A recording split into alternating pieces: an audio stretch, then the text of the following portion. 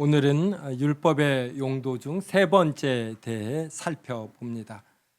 율법의 첫 번째 용도는 주보에 나오는 것처럼 세속적 용도입니다. 예수 그리스도를 모르는 불신자도 그 마음에 하나님의 법이 기록되어 있습니다. 그래서 불신자도 본능적으로 하나님의 율법을 압니다. 그래서 이 양심에 민감해지면 하나님의 율법을 본능적으로 행하면서 선을 행하면 마음이 편하고 악을 행하면 양심의 가책을 받습니다. 그래서 불신자들도 악한 행위를 할 때에도 아주 심한 악을 행하지는 않고 어느 정도 선에서 머물게 됩니다. 또 선을 행하면 마음이 평안해지는 경험을 하면서 이런 선을 더 행하게 됩니다. 그래서 하나님은 모든 사람의 마음에 새겨진 이러한 율법, 양심을 통해서 불신자들이 다수이거나 불신자들로만 이루어진 이러한 세속적 사회도 하나님의 율법이 펼쳐지게 하십니다. 그래서 모든 사회는 일반적으로 선이 권장되고 악이 억제됩니다. 그리고 우리는 지난 주일에 율법의 두 번째 용도를 살펴보았습니다. 이렇게 사람이 양심에 민감해지면 민감해질수록 이 하나님의 율법을 실천해 보려고 합니다. 그런데 하면 할수록 힘든 것이에요. 그래서 나온 속담이 너무 깨끗한 물에는 고기가 살 수 없다. 털어서 먼지 안 나는 사람이 없다. 이렇게 됩니다. 그래서 어느 정도 선에 머물거든요. 근데 여기에 만족하지 못하고 진정한 그러니까 양심이 시키는 대로 이 선을 다 실천해 보려고 하는 겁니다. 그러면 그럴수록 자신의 이 부패한 모습을 보게 되고 이제 그러할 때 하나님의 섭리 가운데 복음을 듣게 되면 예수 그리스도를 이제 알게 되는 것이에요. 내 능력으로는 안 되니까 나를 대신해서 하나님의 율법을 다 지켜주실 분, 그리고 내가 지은 죄에 대한 죄값을 나를 대신하여 지불하여 주실 분이 필요로 하는구나. 그리고 그분이 하나님의 영원한 아들이심을 이제 복음을 들으며 깨닫게 됩니다. 이게 율법의 두 번째 용도예요. 그래서 율법은 그 자체로 목적이 아니라 예수 그리스도께로 인도하는 초등교사의 역할을 한다. 그래서 율법의 두 번째 용도를 초등교사의 용도, 몽학 선생의 용도라고 합니다. 자, 그렇다면 이렇게 이제 구원을 받았으니 하나님의 율법은 더 필요한가 필요하지 않는가, 이제 이러한 의문이 듭니다. 오늘은 바로 여기에 대해서 살펴보는데 바로 율법의 세 번째 용도입니다. 그래서 율법의 세 번째 용도는 삶의 규범의 용도라고 해서 구원을 받은 신자일지라도 이 땅에서 복잡한 삶을 살아가야지 됩니다. 여러 일들을 분별하고 판단해야지 되는데 그때마다 삶의 기준이 된다. 그래서 하나님의 뜻이 무엇인지 알려주시고 신자가 이 땅을 살아갈 때 어떠한 의무를 갖는지 알려준다. 그래서 삶의 규범의 용도라고 합니다. 오늘 본문을 봅시다. 모세가 죽은 후에 여호수아가 지도자가 되었습니다. 여호수아는 이스라엘 백성을 이끌고 가나안 땅을 정복하고 새로운 나라를 건설해야 합니다. 이런 여호수아에게 여호와께서 나타나셔 1장 7절과 8절로 말씀하시는데 저와 한 절씩 읽겠습니다. 오직 강하고 극히 담대하여 나의 종 모세가 내게 명령한 그 율법을 다 지켜 행하고 우로나 좌로나 치우치지 말라. 그리하면 어디로 가든지 형통하리니.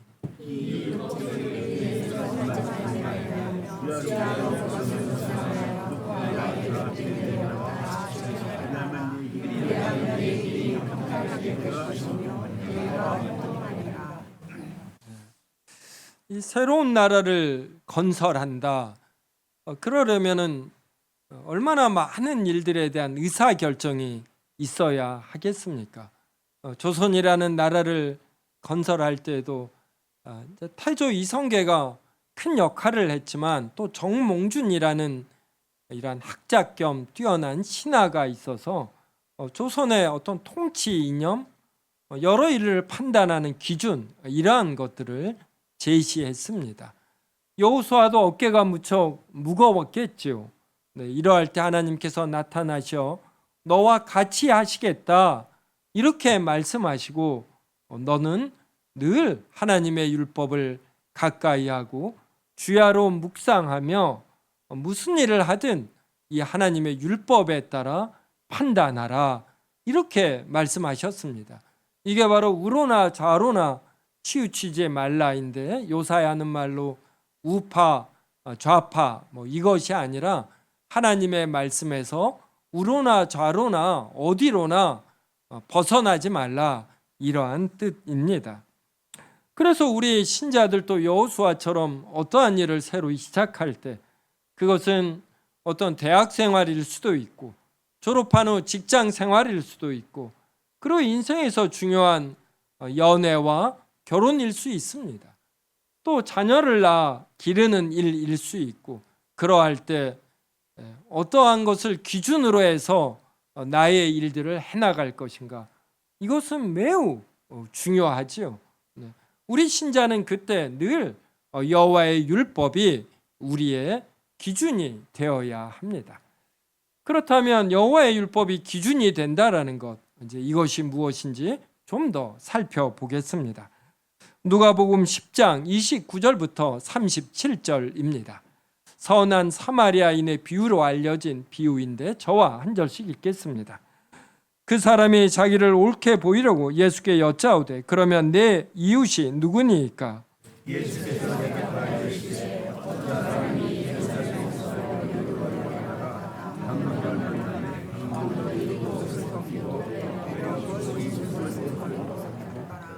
마침 한 제사장이 그 길로 내려가다가 그를 보고 피하여 지나가고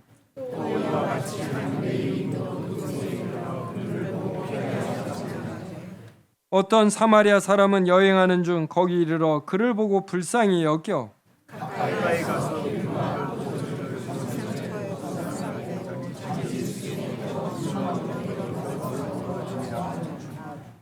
그 이튿날 그가 주막 주인에게 데나리온 2를 내어주며 이르되 이 사람을 돌보아 주라. 비용이 더 들면 내가 돌아올 때 갚으리라 하였으니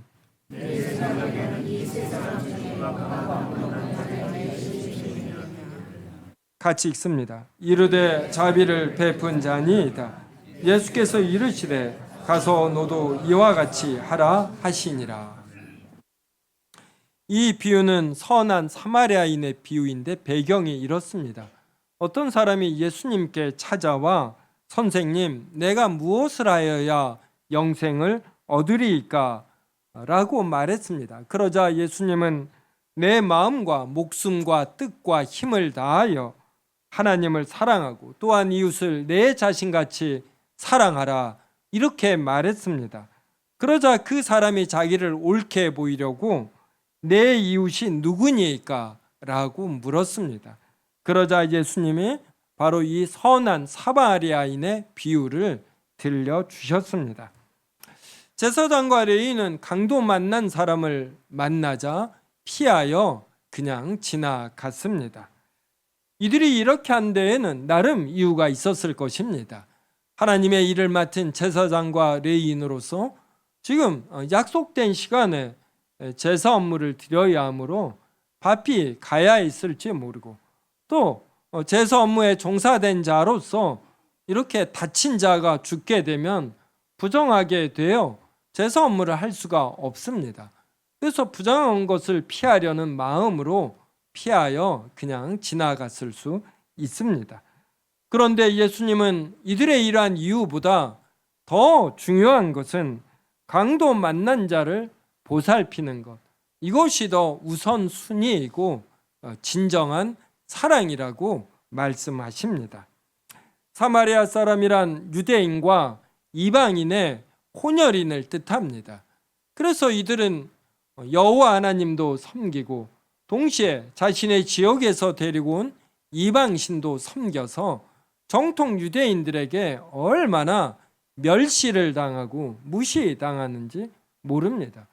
그런데 제사장과 레위인은 하나님의 율법을 형식적으로 지켰고 사마리아인은 하나님의 율법이 무엇을 의미하는지 본 의미를 알아 제대로 행한 자가 되었습니다. 우리가 어떤 상황에서 어떻게 행하는 것이 하나님의 율법에 맞는 것인가? 하나님께서 기뻐하시는 바인가?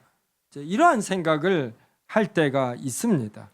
그때 우리에게 이 선한 사마리아인의 비율이 중요한 걸 알려줘. 내가 지금 내리는 어떤 표현과 행동이 관계된 사람을 사랑하는 것인가? 바로 이러한 관점에서 생각해야 한다라는 것입니다. 그러면 하나님의 율법이 요구하는 바 이것을 행하는 것이 되는 것이에요. 그래서 우리가 제사장과 레위인처럼 하나님의 말씀을 아무리 많이 알아도 지금 나와 관계된 사람에 대한 자비가 없다, 사랑을 베풀지 않는다, 배려하지 않는다, 도움을 주지 않는다, 그러면 이것은 머리로 아는 것입니다. 이 율법이 진정으로 의미하는 바가 하나님에 대한 사랑과 이웃에 대한 사랑이라는 것, 이것을 아직 모르는 것이에요. 자기가 율법을 머리로 아는 것, 거기에서 오는 어떤 지적 평안이나 이것을 하나님의 진리를 아는 것으로 오해하는 것입니다. 선한 사마리아 사람처럼 행동하려면 시간이 들고 그리고 돈이 들고 그리고 우리의 정성과 노력이 들어야 합니다. 그래서 귀찮은 것이에요. 무언가 희생을 해야지 됩니다. 그런데 예수 그리스도를 진정으로 알고 하나님의 속성이 담긴 하나님의 율법을 안다라는 것은 이렇게 예수님처럼 자기를 희생하고 내려놓을 줄 안다라는 것입니다. 그래서 귀찮고 힘들고 아깝지만 자기의 시간과 돈과 정성을 들여서 지금 관계된 사람에게 베푸는 것입니다. 그에게 자비를 베풀어야지 되고 그에게 사랑을 나타내야지 돼요. 이것이 진정으로 하나님의 율법을 아는 자의 모습입니다. 성경 말씀 하나 더 보겠습니다. 열왕기상 21장 11절부터 14절입니다. 저와 한 절씩 읽겠습니다. 그의 성읍 사람 곧 그의 성읍에 사는 장로와 귀족들이 이세벨의 지시 곧 그가 자기들에게 보낸 편지에 쓴 대로 하여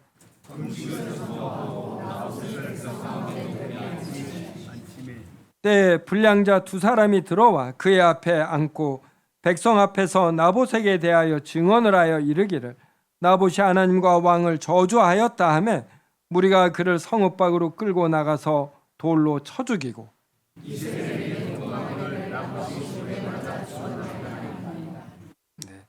이 본문의 배경은 이렇습니다. 아합 왕이 왕궁에 있는데 이 가까이에 나봇의 포도원이 있었습니다. 근데 이 포도원이 너무나 마음에 드는 것입니다.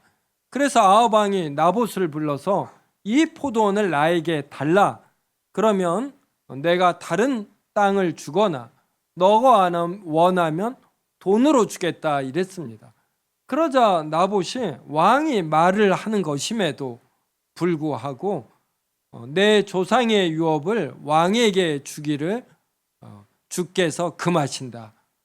이 한 문장으로 거절합니다. 그러면 아합 왕은 패형무도한 백성으로 다스릴 수 있는데 이 말을 듣고 아무 말도 못하고 자기 궁으로 돌아가 근심하고 답답하여 식음을 전폐하고 침상에 돌아 누웠습니다. 이러한 일이 왜 발생하냐면 이스라엘의 땅은 이스라엘의 12지파가 이 제비를 뽑아 하나님께 직접 받습니다. 그리고 각 지파는 각 가문별로 또 각 가문은 각 가정별로 제비를 뽑습니다. 그래서 이스라엘 백성 중에 땅을 안 가진 자가 없어요. 그래서 이스라엘에서 땅이 없다라는 것은 하나님의 백성이 아니다, 이런 의미가 됩니다. 그리고 이 땅을 사고 팔아서는 안 되고 설령 팔지라도 50년마다 돌아오는 희년이 되면 원래의 주인에게로 돌아갑니다. 그래서 나봇이 거절하면 왕이라도 어떻게 해보지 못하는 것이에요. 이 모습을 왕의 아내 이세벨이 지켜봤습니다. 근데 이세벨은 바알을 섬기는 나라에서 온 이방 여인입니다. 바알을 섬기는 나라들은 땅은 모두 다 왕의 것이라는 왕토 사상이 대부분입니다. 그래서 이세벨은 이 현상을 이해하지 못해요. 아합 왕에게 당신이 이러고도 한 나라를 다스리는 왕이라고 할 수 있느냐, 이렇게 비아냥거리며 내가 나봇의 땅을 빼앗아 당신에게 주겠다, 이렇게 말합니다. 그리고는 편지를 나봇이 사는 성읍의 장로와 귀족들에게 보냅니다.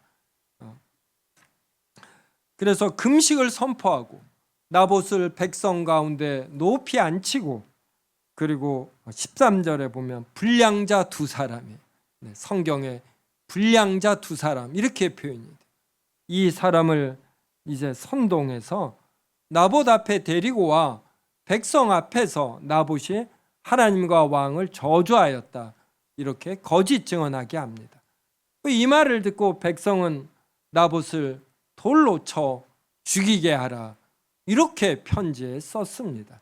그러자 성읍에 있는 장로와 귀족들은 이 편지를 받은 대로 그대로 실행해서 나봇이 돌에 맞아 죽었습니다. 이 소식을 접한 이세벨은 아합 왕에게 말하고 아합 왕은 침상에서 일어나 기뻐하며 나봇의 포도원을 차지하러 나갔다, 이렇게 성경에 기록이 됩니다. 여러분은 이러한 일이 여러분에게 닥쳤다, 그러면 어떻게 행하시겠습니까? 먼저는 하나님의 율법이 이러한 일에 대하여 무엇라고 말하는지 이것을 우리가 살펴야 합니다. 십계명의 제9번째 계명이 내 이웃에 대하여 거짓 증거하지 말라입니다. 출애굽기 20장 16절에 십계명의 9번째 계명으로 나옵니다. 내 이웃에 대하여 거짓 증거하지 말라. 이게 명백한 율법의 가르침이기 때문에 우리는 누가 거짓 증언을 부탁할 때 거짓 증거하면 안 됩니다. 그 다음에 또 출애굽기 23장 1절부터 3절을 보겠습니다. 주보에 나와 있습니다. 한 절씩 읽겠습니다. 너는 거짓된 풍설을 퍼뜨리지 말며 악인과 연합하여 위증하는 증인이 되지 말며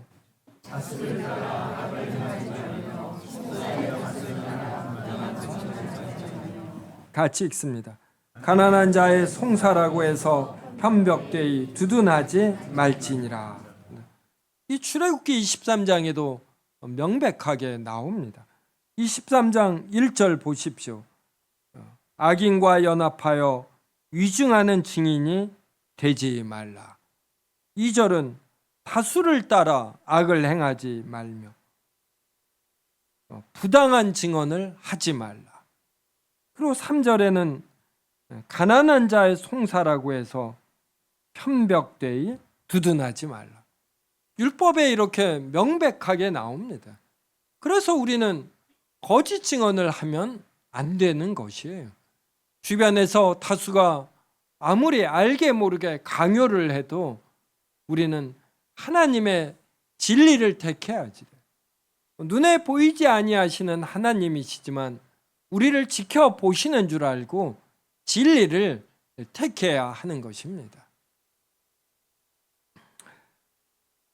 고린도전서 13장 6절은 이렇게 말합니다. 불의를 기뻐하지 아니하며 진리와 함께 기뻐하고. 그러니까 참된 사랑은 불의를 기뻐하지 아니하는 것이 진리와 함께 기뻐합니다. 그래서 자신이 있는 곳에서 진리를 드러내는 이러한 귀한 역할을 할 줄 알아야지 돼요. 이것이 바로 율법을 삶의 규범으로 이렇게 택하는 자의 자세인 것입니다. 성읍에 사는 장로와 귀족들이 나봇을 사랑한다라면 어떻게 행해야 합니까? 나봇은 지금 거짓 누명을 쓰고 돌에 맞아 죽었어요. 그 심정이 얼마나 답답하겠습니까? 나봇은 하나님을 사랑하고 왕의 권위를 인정하는 자예요. 그런데 하나님과 왕을 저주한 자로 몰립니다. 그리고 목숨을 빼앗겨요. 그로 인한 그의 집안은 완전히 풍비박산이 납니다. 게다가 포도원까지 빼앗깁니다. 아합 왕이 집권하는 동안은 그 집안은 죄인의 집안이 되는 것이에요. 우리가 그 이웃을 나봇의 집을 사랑한다면 그의 심정이 어떠할 것인가를 한두 번 생각한다면 이럴 수가 없는 것이죠. 그래서 우리는 어떤 일을 분별할 때 성경에 있는 율법이 무엇라고 말하는 것, 이것을 떠올릴 줄 알아야지 돼요. 그래서 성경을 읽고 하나님의 율법에 대해서 그래도 기본적인 내용을 알아야지 됩니다. 그 다음 두 번째는 이러한 율법들이 혼동이 된다. 그리고 율법이 몇백 개가 되는데 지금 이 상황에서는 무엇이 우선순위인가 이것을 잘 모를 때 그때는 사랑을 생각하면 돼요. 아주 간단합니다. 내가 지금 어떻게 행동하는 것이 나와 관계된 사람을 사랑하는 것인가? 그 사람의 마음을 편하게 하고 흐뭇하게 하고 누군가가 자기를 사랑하고 있다라는 것을 느끼며 용기를 내게 할 것인가? 이 생각을 하면 됩니다. 이것이 바로 율법의 세 번째 용도인 것이에요. 그래서 구원을 받은 자는 예수 그리스도로 말미암아 구원을 받고, 예수 그리스도께서 우리를 구원하여 주신 것은 하나님의 형상으로 지음을 받은 우리가 하나님의 형상다운 삶을 살도록 하기 위해서예요. 그래서 하나님의 거룩한 속성과 뜻이 반영된 하나님의 율법을 우리 신자는 주야로 묵상하며 즐거워하는 것입니다. 요사이 우리나라는 법원에서 중요한 결정들이 여러 번 내렸습니다. 헌법재판소의 판결도 그렇고 지금 계속 법원에서 중요한 판결들을 내립니다. 지금만이 아니고 10년 전, 20년 전에도 그랬습니다. 요사이 좀 집중적으로 내리다 보니까 국가에 이렇게 중요한 일이 재판관, 보통의 법정에서는 3명이 주심 1명과 부심 2명이 협의해서 내리고 이제 전원합의체나 헌법재판소 같은 경우가 9명이나 뭐 이렇게 여러 보다 더 많은 사람이 내립니다. 그래야 15명을 넘지 않아요. 국가의 중대한 일이 15명의 손에 결정이 되는 것입니다. 그때 이 15명, 3명이 하나님의 율법을 알아 거짓 증언을 하지 아니하고 여기에 관계된 사람들을 사랑하면서 불의를 기뻐하지 아니하고 진리와 함께 기뻐하는 자세로 판결한다라면 우리나라가 얼마나 올바로 서겠습니까? 불신자들은 양심으로 판단해요. 양심이 어디에 있습니까? 양심은 흐릿한 것이에요. 이게 아주 명백하지 않습니다. 그래서 평상시에는 의롭게 사는 불신자일지라도 주변의 압력이 너무 강하고 자신 앞에 펼쳐진 이익이 너무 클 때는 이게 더 흐려집니다. 그런데 우리 신자들은 아주 이 십계명처럼 명백하게 글자로 쓰여진 성경을 갖고 있습니다. 게다가 성령께서 우리 안에 내주하셔요. 그래서 말할 수 없는 탄식으로 우리를 위하여 기도하십니다. 우리가 이 성령 하나님의 음성을 들을 수 있어야지 돼요. 그러니까 성령 하나님의 음성을 듣는다니까 하늘에서 음성이 들려 우리 귀로 듣는다가 아니라 우리의 이 양심이 아주 예민해지고 아주 순결해지면서 우리의 마음에 기록된 이 하나님의 율법을 듣는 것이고, 그리고 무엇보다도 성령께서는 예수 그리스도의 승천 이후에 바로 성경을 통해 말씀하셔요. 성경 말씀을 생각나게 하시고 깨닫게 하시는 것입니다. 성령님의 음성을 듣는다라는 것은 성경 말씀이 무엇을 의미하는지 깊이 묵상하며 이 뜻을 알고 이 뜻에 나의 뜻을 맞추려는 이러한 아주 치열함과 그리고 내려놓음이 있는 것이에요. 그래서 우리 신자들이 하나님의 율법에 따라 생각하고 판별하고 결정할 때, 그때 세상 사람들이 기독교인에게서 통찰을 얻는 것이에요. 무엇이 옳은 건지. 기독교인들의 모습을 보면서 불신자들의 다수의 할 말이 없어지는 것이고, 그들이 옷깃을 여미는 것이고, 기독교인들을 존중할 줄 아는 것입니다. 기독교인이 진리를 드러내는 방식은 절대로 광장에서 다수가 모여 큰 소리로 말한다고 불신자들이 듣지 않습니다. 이것은 이 힘이 작동되는 동안에만 유효할 뿐이에요. 지금 기독교인들의 비율이 50대, 60대에서 높습니다. 근데 지금 젊은이들의 기독교인 비율이 줄어들어요. 기독교인들이 자신들의 옳음을 광장을 통해서 드러내는 방식은 기독교인의 숫자가 줄어들면 줄어들수록 이 영향력은 감퇴됩니다. 그리고 불신자들이 이해하고 고개를 끄덕이고 옷깃을 여미는 이 방식이 되어야 진정으로 성경이 말하는 진리를 듣는 것이에요. 여기에는 기독교인들의 어떤 실천이 동시에 따라야지 되는 것입니다. 기독교인들의 행함을 보면서 불신자들이 통찰을 얻는 것이고, 그래, 이것이 옳은 것이야, 이렇게 동의하며 서서히 변해가는 것입니다.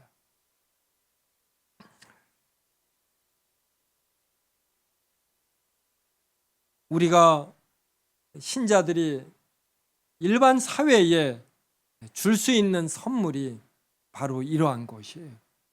하나님의 영원한 진리가 무엇인지 이것을 은은히 들려주는 것이고, 그리고 이것을 우리의 삶으로 실천해 내면서 이것이 제도와 법과 법으로 반영이 되고 그리고 문화로 형성되게 하는 것입니다.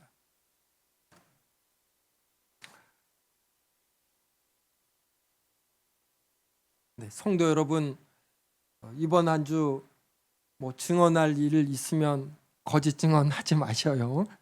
다소 불이익이 있더라도 그때 꼭 지혜를 발휘하십시오. 첨예한 강한 권력이 있다라면 이것을 지혜롭게 피해가면서도 하나님의 진리를 드러내는 방식, 이것을 위해서 기도하셔요. 그러면 성령 하나님이 지혜 주십니다. 그래서 기독교인은 사소한 자리에서도 거짓말 안 하려고 해야지 돼요. 차가 막혀서 늦었다, 전철 타고 왔으면서 막힐 일도 없는데, 사소한 거에서부터 우리는 거짓말을 줄여야지 돼요. 그래서 누가 무슨 말하면 그냥 그대로 믿는, 이러면 긴장감이 사라집니다. 저 사람이 거짓말하는 것은 아닌가, 이런 의심할 필요도 없는 것이에요.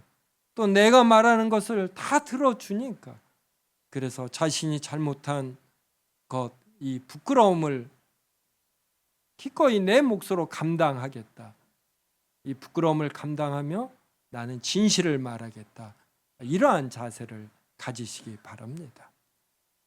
자, 마지막으로 로마서 13장 8절에서 10절 보겠습니다. 너무나 멋진 내용들, 하나님의 말씀은 모두가 멋지고 깊지만 우리가 깊이 새겨야 할 말씀들이 있어서 또 주보에 적어 놓았습니다. 한 절씩 읽겠습니다. 피차 사랑의 비두에는 아무에게든지 아무 빚도 지지 말라. 남을 사랑하는 자는 율법을 다 이루었느니라.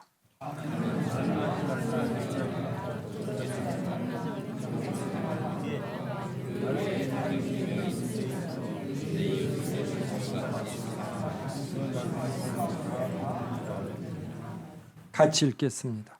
사랑은 이웃에게 악을 행하지 아니하나니 그러므로 사랑은 율법의 완성이니라.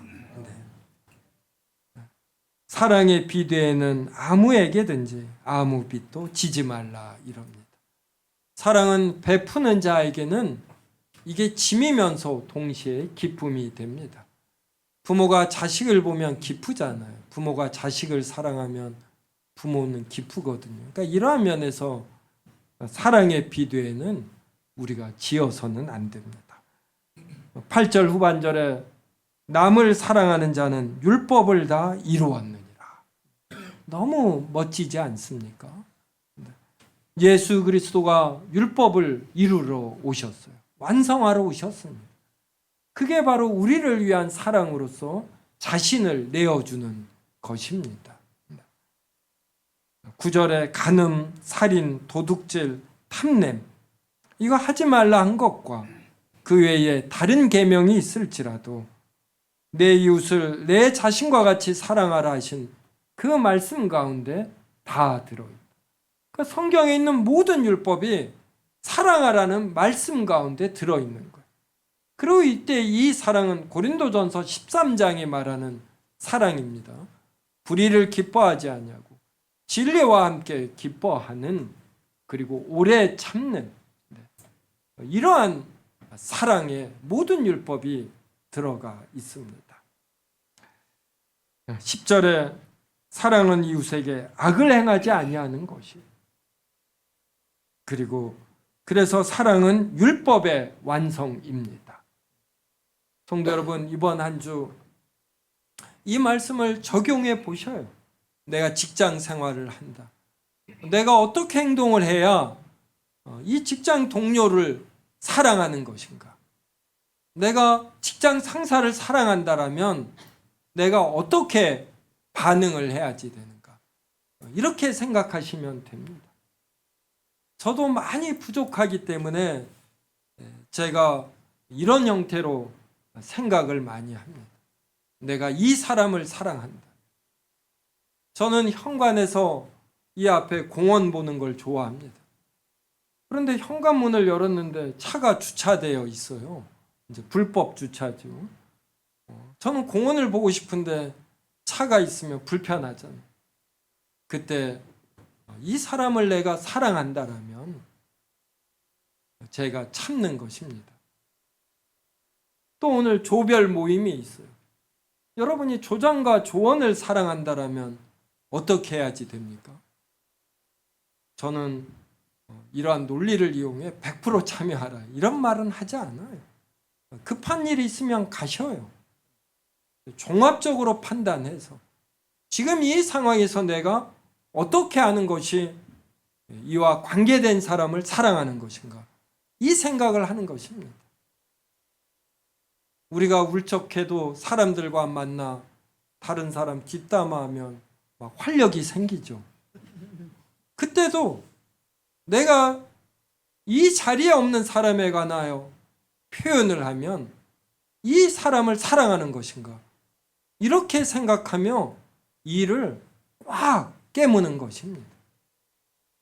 이런 식으로 우리는 하나씩 하나씩 자신의 생각하는 법, 행동하는 법, 이걸 바꿔가는 것이에요.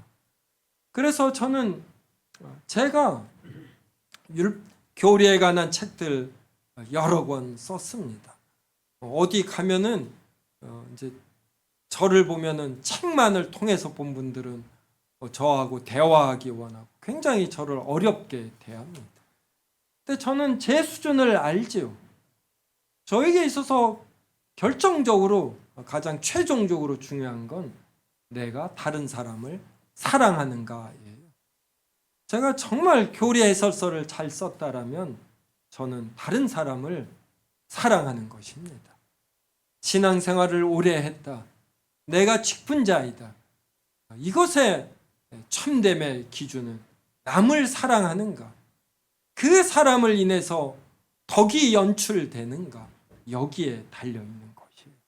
성도 여러분, 이번 한 주 여러 사람 만나고 여러 일을 할 터인데 그때마다 내가 어떻게 하는 것이 이 사람을 사랑하는 것인가? 이걸 생각하고 내가 하기 싫은 표현이고 내가 하기 싫은 행동일지라도 이를 깨물고 해보시고 이렇게 실천할 때 오히려 하나님의 말씀을 더 깊이 깨닫게 됩니다. 그리함으로 우리의 신앙이 한층 더 성숙해지기를 바랍니다.